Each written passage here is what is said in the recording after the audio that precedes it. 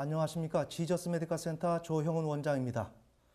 우리는 하나님께 구원을 받았습니다. 하나님의 은혜를 통해서 우리는 구원을 받았고 따라서 신자가 되었습니다. 그런데 우리는 이러한 믿음을, 구원받을 때의 그 믿음을 어떠한 고난과 어려움이 와도 견딜 수 있을까? 그런데 우리는 흔히 연약하고 힘이 없어서 지킬 수가 없다.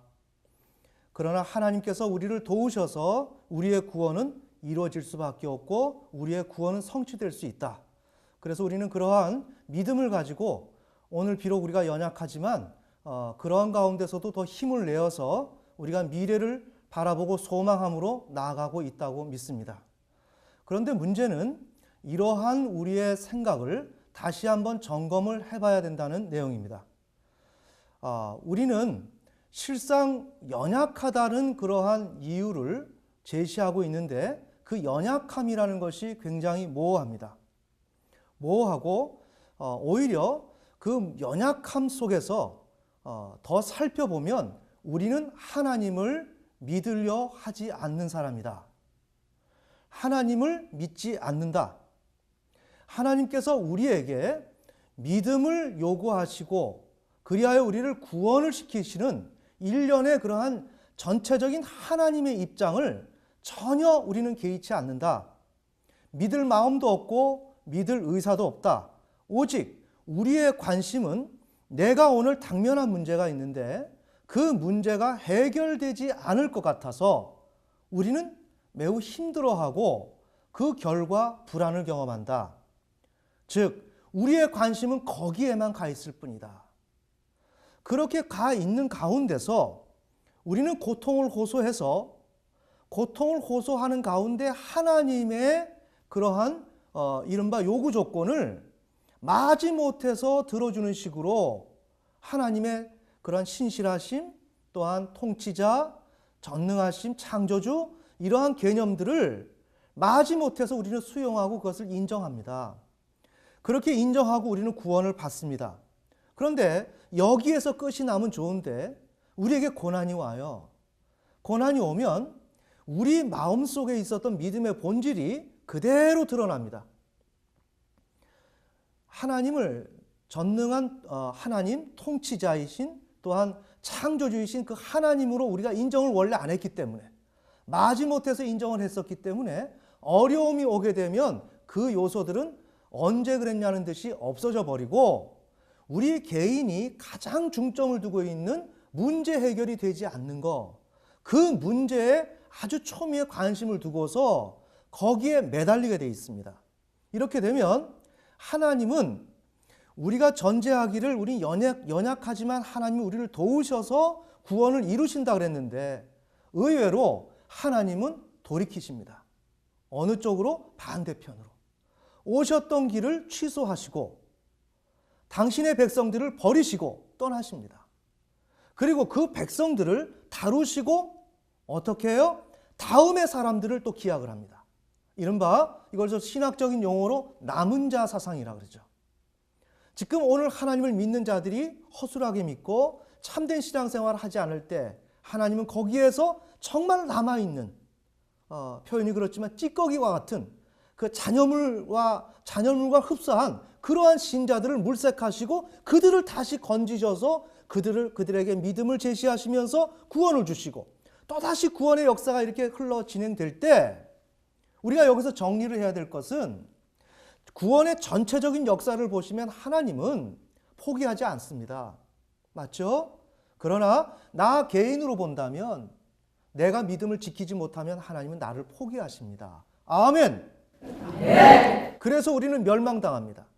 그런데 이렇게 멸망당하는 것을 구약 성경을 통해서 하나님은 지속적으로 말씀하셨는데 우리는 그것을 듣지 않습니다.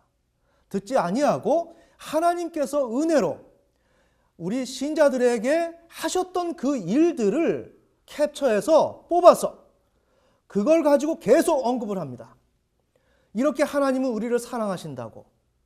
다시 말하면 그렇게 사랑하시다가 우리를 향해서 얼굴을 대시고 바라보시고 우리를 향하셨던 그 하나님이 돌이키셨는데 그 돌이키신 하나님은 얘기하지 않습니다. 그리고 개인에게 돌이켜서 우리가 멸망당했던 일들은 이야기하지 않고 전반적이고 전체적인 하나님의 구속사적인 역사, 이거를 개인에게 적용을 시켜서 하나님은 개인을 버리지 않는다라는 식으로 얘기를 하고 있습니다. 아멘. 네, 제가 오늘 서론을 좀 길게 이야기를 했습니다. 전체적인 얘기를 한번 이야기를 한 것입니다. 그래서 오늘 제목은 구원에 대한 환상이라는 제목으로 우리의 신앙을 조명해보는 시간을 갖고자 합니다. 네, 이미 말씀드린 대로 하나님은 우리를 보존하신다는 그런 것을 함축적으로 설명하는 것이 바로 견인교리입니다. 자, 견인교리. 성경은 참다운 신자들을 하나님께서 보존하시되 그들로 하여금 끝까지 믿음의 삶을 견디어낼 수 있기까지 보존하신다고 성경은 증거한다. 이건 후쿠마가 이야기한 것입니다. 자, 이것이 보통 우리 한국교회 신자들이 가지고 있는 생각입니다. 그래서 이 내용에서 이야기하는 건 뭐예요? 하나님이 보존하시고 끝까지 믿음의 삶을 견디어낼 수 있기까지 또 여기에서도 하나님이 보존하신다는 거예요. 자, 여기에서 그럼 우리가 첫째 생각해야 될 것은 우리가 믿음을 끝까지 견지할 수 있는 것은 하나님의 그 보존하심, 거기에 달려 있다는 거예요. 자, 그렇다면 하나님이 우리를 끝까지 보존하지 않는다면 우리는 구원을 받지 못한다는 거예요. 아멘. 네. 그렇기 때문에 우리는 끊임없이 하나님의 신실함을 외치는 거예요. 이유가 거기에 있습니다. 하나님의 신실하심을 찬양하기 위함이 아니라 어떤 측면에서는 우리를 끝까지 보존해 주십사, 그 다음에 스스로에게 그렇게 인식시키는 차원에서 하나님의 신실함을 우리는 그렇게 외친다는 거예요. 그래서 여기 제가 물음표를 해놨습니다. 과연 그럴까? 하나님이 정말 신자들을 우리가 끝까지 믿음의 삶을 견디어낼 수 있을 때까지 그렇게 보존하실까 하는 것입니다. 자, 이 내용을 요약을 해보면 우리의 믿음을 가진 자, 구원받은 자는 참 신자라고 합니다. 여기 참이 붙었는데 거짓 신자가 있기 때문에, 그래서 하나님은 이렇게 우리를 보존하실 때 누구를 하느냐? 참 신자를 보존하신다는 거예요. 거짓 신자를 보존한다는 게 아닙니다. 그럼 참 신자는 로마서 8장 29절 예수 그리스도의 형상을 본받게 하기 위해서 우리를 예정하셨습니다. 그리고 에베소서 1장 4절 창세전에 선택하시고 그 후에 우리를 구원했습니다. 이렇게 구원했는데 구원의 성취가 어떻게 일어나는가? 우리는 매일 범죄한다는 것입니다. 이게 우리가 살펴봐야 될 일이에요. 의미는 우리의 자력으로는 구원을 할 수가 없다는 거예요. 지금 이런 인식이 우리 가운데 있어요. 그래서 우리는 하나님의 은혜로 구원을 받았고 은혜로 구원이 성취된다는 그 논리 속에 우리가 있다는 거예요. 그렇게 되는 배경이 다시 말씀드리지만 우리는 매일 범죄할 수밖에 없고 우리의 자력으로 구원을 얻을 수 없기 때문에 그러한 이유에 대한 것이 연약합니다. 이런 인간을 하나님께서 선택하셔서 구원을 하셨는데 성취까지 이르게 하는 그 중간 과정을 어떻게 하시는가? 신실하신 하나님께서 인간을 보호하고 도우심으로 신자를 보존한다는 거예요. 그러면 이러한 일련의 이런 하나님의 역할의 의미가 무엇일까? 하나님에 의해서 구원이 시작되고 성취가 된다는 것을 얘기하는 거예요. 인간 편에서 이루어지는 게 아니라는 거예요. 인간이 아무리 쓰러지고 넘어지고 실수해도 하나님이 우리를 지켜주신다는 거예요. 우리 많이 듣던 이야기죠. 네, 우리가 잘 정리를 해야 됩니다. 지켜주신다는 거예요. 자, 이렇게 지켜주신다 그랬는데 다시 말씀드리지만 하나님이 지켜주지 않는다면 우리는 지옥을 갑니다. 좀 표현이 너무 좀 과격한 면이 있을 수 있겠으나 지금 우리는 구원이 목적이에요. 일단 구원이 목적인데 하나님이 지켜주어야만 우리는 구원을 얻을 수가 있는 것입니다. 즉 하나님의 개입이 구원의 필수 조건이라는 거예요. 정리합시다. 우리는 연약합니다. 연약한 우리로서는 안 된다는 거예요. 이런 경우에 어떤 경우든지 하나님이 우리에게 유입돼서 하나님의 능력과 힘이 우리에게 개입될 때라야만 구원의 어떤 효력이 나타난다는 거예요. 하나님이 우리에게 개입되지 않고 분리된 상태 속에서 우리 혼자 있을 때는 구원이 이루어질 수가 없다는 것입니다. 자, 이렇게 이야기하면서 하나님의 개입이 구원의 필수 조건이다 이렇게 얘기를 하고 있어요. 자, 요 내용을 우리가 잘 염두에 두고 이런 관점을 염두에 두면서 성경적 입장을 우리가 한번 살펴봐요. 성경은 뭐라 그러냐? 자, 우리는 여기에서 연약하고 자력으로 구원할 수가 없다는 이러한 진실한 고백을 하는 듯이 보였어요. 그런데 성경은 의외의 표현을 하고 있어요. 인간은 하나님을 또한 구원을 불안 극복을 해야 할 역할 혹은 책임 회피를 위한 수단으로 삼는다. 하나님을 내가 불안 극복해야 되는데 그 불안 극복을 위해서 필요한 역할, 또 불안 극복에 대한 나의 책임이 있을 텐데 그 책임 회피를 위해서 우리는 하나님과 구원을 수단으로 삼는다. 필요로 한다는 거예요. 그러니까 어떤 의미에서는 이런 것은 하나의 전혀 관계없는 이유예요. 이유입니다. 우리는 오직 이 불안 극복. 그러니까 불안이 뭐예요? 오늘 해결의 실마리가 보이지 않는 일. 오늘 현실. 하나님과 전혀 관계가 없어요. 지금 여기서 연약하고 자력으로 구원할 수 없다는 것도 진실한 노력을 보여지는 것 같잖아요. 그렇지 않습니까? 노력하는 거지 않습니까? 노력하는 게 아니에요. 지금 노력하는 게 아니라 나는 그 일과 관계없이 어떤 문제가 해결이 안 돼요. 자녀 문제가 해결이 안 되면 나의 관심은 하나님의 관심이 전혀 없어요. 우리 신앙인은 거의 없고 오직 내 오늘 자녀 문제가 어떻게 해결될 수 있느냐, 오늘 가정의 경제적인 문제가 어떻게 해결될 수가 있느냐, 이것이 지금 우리는 해결이 안 될 것 같은 그러한 생각 때문에 무의식 가운데 절망하고 있다는 거예요. 예? 그래서 절망하게 될 때 불안이 오는 거예요. 그러면 이 불안을 극복을 해야 되는데 이 불안을 극복하는 데 있어서 극복하려고 하지도 않고 역할을 감당하지도 않고 이렇게 회피하려고 책임을 안 하려고 하나님을 도입시키는 것이라는 거예요. 자, 성경적 입장은 인간이 이런 노력은 허울저운 이야기다. 이런 시도는 전혀 하지 않고 있다.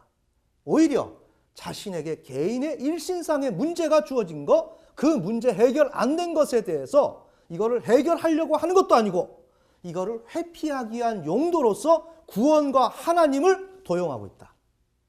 자, 그 다음에 하나님의 구원과 보호, 도우심, 신자를 보존하시려는 의지가 이렇게 하여 인간에게 악용되고 있다는 거예요. 그래서 성경에서는 구원 성취는 어떻게 이루어지는가?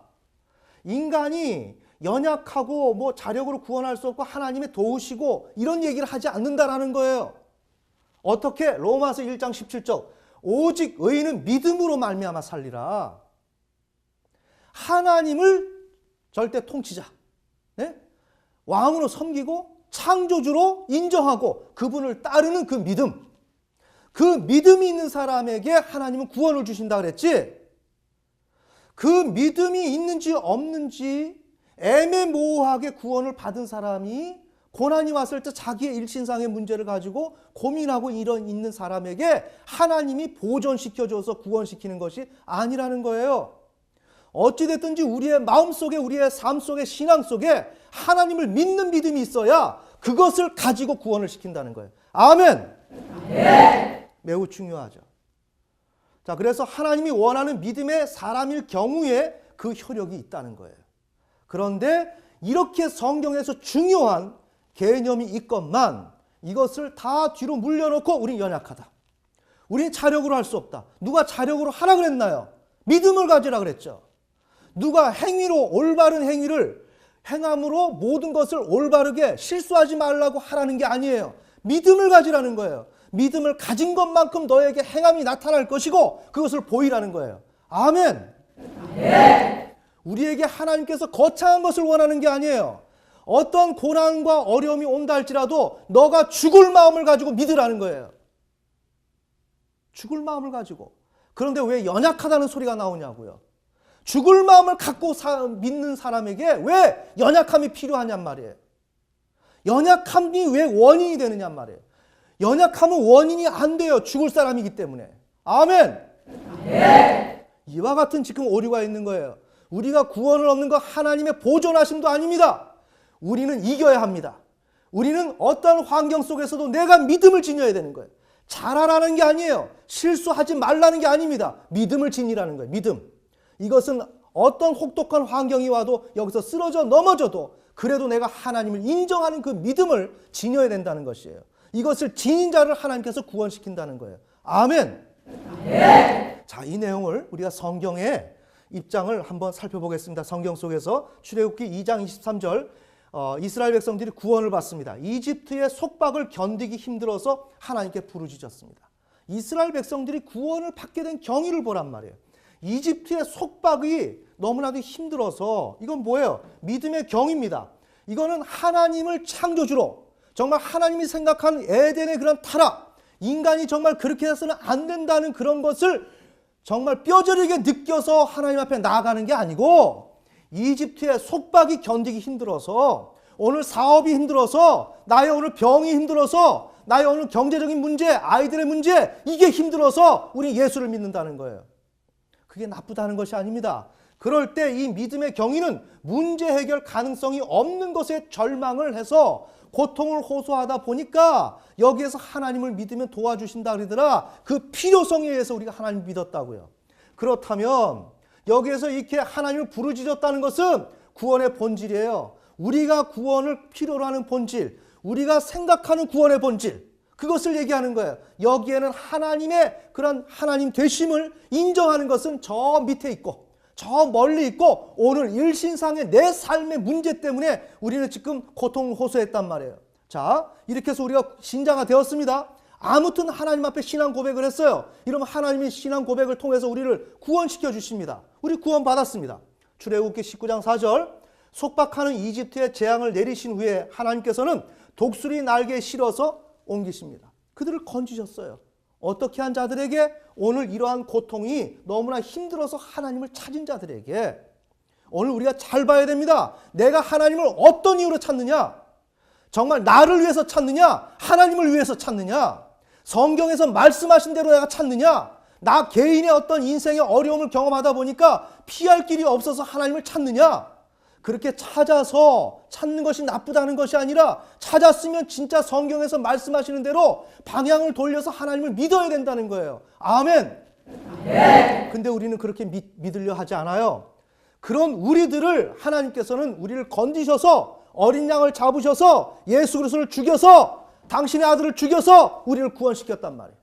자, 구원시켰습니다. 구원시켰으면 우리는 어떻게 하느냐? 그렇게 구원시켰기 때문에 우리는 구원이 취소가 될 수 없다. 이렇게 들어가는 거예요. 참 나쁘죠? 구원의 본질과 하나님의 뜻에 조금도 일치할 생각을 갖고 있지 않는 사람들이 어떠한 증거와 어떠한 요소만 있으면 이거 붙들고 늘어지는 거예요. 어린 양을 잡았기 때문에 예수 그리스도가 나를 위해서 죽으셨기 때문에 성령이 내게 내주하시기 때문에 구원이 취소가 될 수가 없다는 겁니다. 취소가 됩니다. 출애굽기 19장에서 24장 하나님은 이스라엘 백성과 그렇게 해서 언약을 해요. 정말 이들이 내가 명령하는 말씀에 순종할 것인가 이렇게 질문을 하고 순종하겠다고 이스라엘 백성들은 다짐을 해요. 그리고 하나님과 언약을 합니다. 그래서 하나님은 어떻게 하시는가? 이사야 63장 8절 우리는 이 성경을 보면서 우리가 좀 이렇게 강팍하고 나쁜 마음을 돌이켜야 합니다. 뭔가 확실히 그들은 내 백성이요.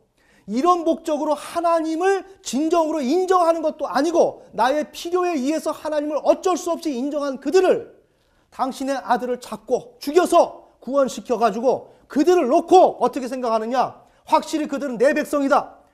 거짓을 말하지 아니하는 자녀야 하나님 확신하신다는 거예요. 그러고 우리에게 구원을 주셨다는 말이에요. 이해가 되시나요? 자, 그렇게 하시면서 하나님은 기뻐하시고 흡족해 하시며 이스라엘 백성의 구원자가 되시기로 결정하시는 거예요.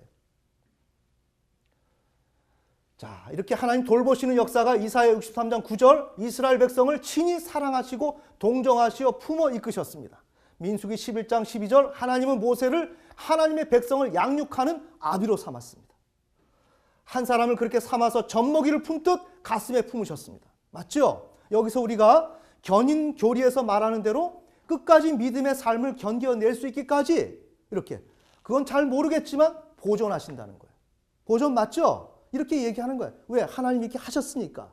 자, 이렇게 하셨습니다. 근데 우리가 이 문제를 잘못 악용을 해요. 민수기 11장 4절. 자, 하나님은 우리가 믿는 줄 알고 이렇게 하시는데 그러나 이스라엘 백성은 하나님의 돌보심의 가치를 전혀 인식하지 못합니다. 여러분, 여러분이 잘못을 했을 때 주님이 나를 위해서 죽으시고 하나님의 심정이 어떤 것인가에 대해서 우리의 삶의 문제를 농도 깊게 생각하는 게 아니라 하나님의 입장을 놓고 우리가 애절하게 생각하느냐 말이에요. 네? 나의 어떠한 생각에 무언가 미치지 못하면 신앙생활 해야 되나? 이 신앙생활 해야 되나? 이렇게 힘들어서 어떻게 하냐? 이런 소리를 하는 사람들이에요. 우리에게 뭐가 있어요? 우리는 나밖에 없고 하나님이 우리를 향해서 돌보시고 있는데 그 가치를 모르는 거예요. 엄마가 바깥에서 어떤 힘든 일을 하고 아빠가 어떤 힘든 일을 해서 아이들을 먹여 살리는지 그 아이들을 모르는 거예요. 나는 엄마가 나를 낳았으니까 지켜줘야 될 거 아니야? 지금 그 얘기하는 겁니다. 지켜주실 거야. 나는 힘이 없어. 힘이 없으니까 나는 어쩔 수 없지. 다 해주실 거야. 이렇게 생각할 때 그 아이를 부모된 우리로서는 어떻게 생각합니까? 지금 동일하게 우리가 신자가 그런 삶을 살아가고 있다는 내용입니다. 민수기 13장에 14장에 보면 약속의 땅 가나안 땅에 들어가기를 거부하는 거예요. 자, 의미는 뭐예요? 불신앙입니다. 원인은 하나님의 구원 사역을 이해할 수 있는 안목이 없어요. 왜 이렇게 아브라함을 통해서 약속의 땅을 지금 정해놓고 430년이 지나면서 지금 어떻게 해서 구원을 시켜서 드디어 그 땅을 들어가라고 하는데 거기에 대한 것은 전혀 개의치 않습니다. 자신들의 안전에 해가 될 수 있는 위험적 요소에만 관심을 갖는 거예요. 드러나잖아요. 네? 이게 뭐예요? 자신과 아내와 자녀들이 죽을 수 있다는 사실이에요. 하나님의 구원사적인 역사에 대해서는 관심이 없어요. 오늘 하나님께서 이 한국교회를 향해서 어떠한 뜻을 갖고 있는지 여기 큰 관심 없어요. 오늘 내 가정과 내 직장과 내 사업장과 내 자녀와 나의 일신상의 안녕과 여기에 관심 있어요. 아멘! 네. 그렇게 있는 자들이 믿음의 사람이냔 말이에요. 믿음 없지 않습니까? 나 개인의 하나님의 구원과 통치자이신 하나님을 믿는 믿음과 전혀 관련이 없는 사건에 나는 매여 있다는 거예요. 믿음 없지 않습니까? 그래서 우리는 하나님을 믿지 않고 악용하는 거예요. 악용했지 않습니까? 지금 여기서 이런 나 개인의 일신상의 문제가 해결되지 않으니까 원망과 불평을 했을 때 여기서 믿는다고 했던 행위는 뭐였느냐 말이에요. 이용한 거 아닙니까? 믿는다라고 해야 하나님이 나를 애굽에서 건져주니까. 아멘!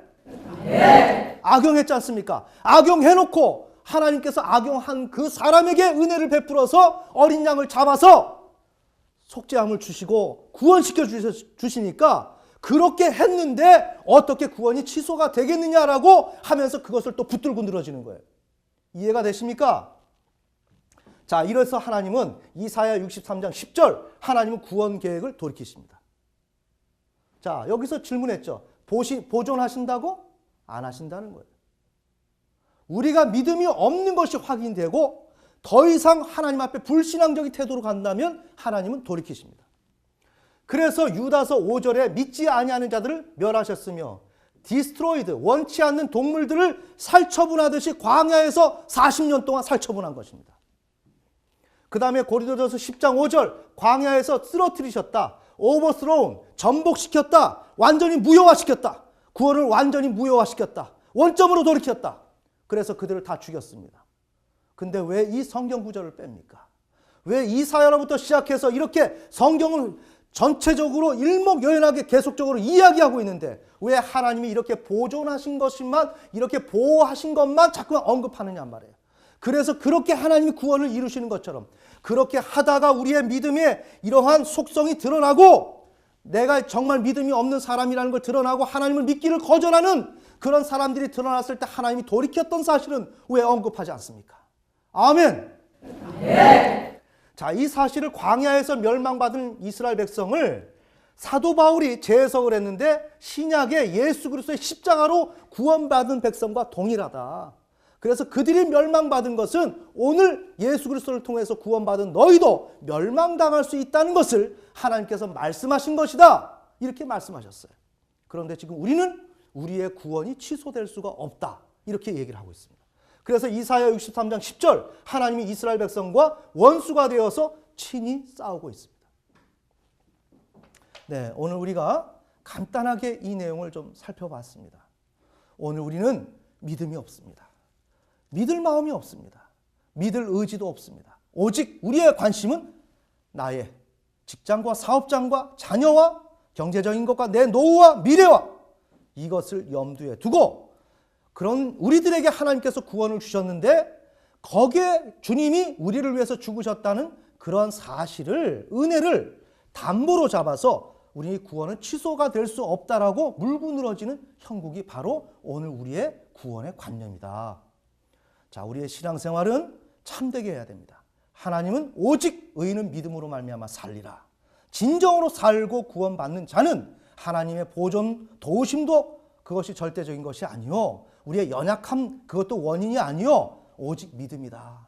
어떠한 죽을 만한 환경이 온다 할지라도 그 믿음을 지키는 자, 그 믿음을 지키는 자를 하나님께서 구원시켜 주신다. 아멘. 네. 오늘 다룬 내용이 여러분들에게 잘 적용되어서 여러분이 꿈꾸는 귀한 신앙생활 되시기를 예수님의 이름으로 축원합니다.